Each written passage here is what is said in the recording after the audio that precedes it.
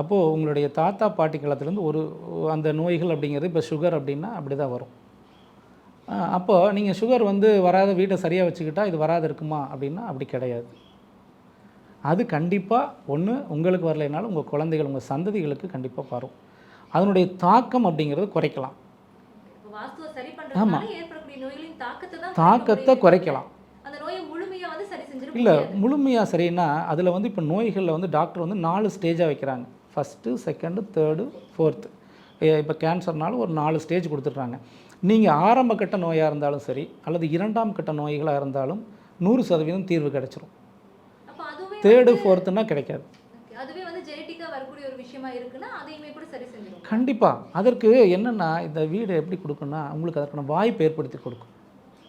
யாரோ ஒருத்தர் வருவாங்க, நம்ம நண்பர்களோ இல்லை பழக்கம் வெளியிலேருந்து வரக்கூடியவங்களோ வந்தாங்கன்னா நம்மளை பார்த்தோன்னே என்ன சொல்லுவாங்க, சுகராப்பா, இந்த கேரளாவில் இந்த மாத்திரை கிடைக்குது, இல்லை இந்த வேரை சாப்பிடுங்க, இந்த ஹாஸ்பிட்டல் போனால் சரியாயிரும், இந்த கோயில் போனால் ஏதாவது ஒரு விஷயத்தை நமக்கு சொல்லுவாங்க. அது வழிகாட்டுதல். அப்போ நீங்கள் நல்ல இடத்துல இருந்தால் தான் அந்த வழிகாட்டுதல் உங்களுக்கு கிடைக்கும். நீங்கள் தவறான இடத்துல இருக்கிறப்போ உங்கள் உறவுகளே அதில் கட்டாயிரும். சொல்கிறவங்களும் சொல்ல மாட்டாங்க, எப்படா இவன் போய் சேருவான், தின்ன காலியாக மாதிரி தான் இது கதை. அதனால தான் நல்ல வீடுகள் நல்ல ஒரு நண்பர்களையும் நல்ல உறவுகளையும் நமக்கு ஏற்படுத்தி கொடுக்கும்.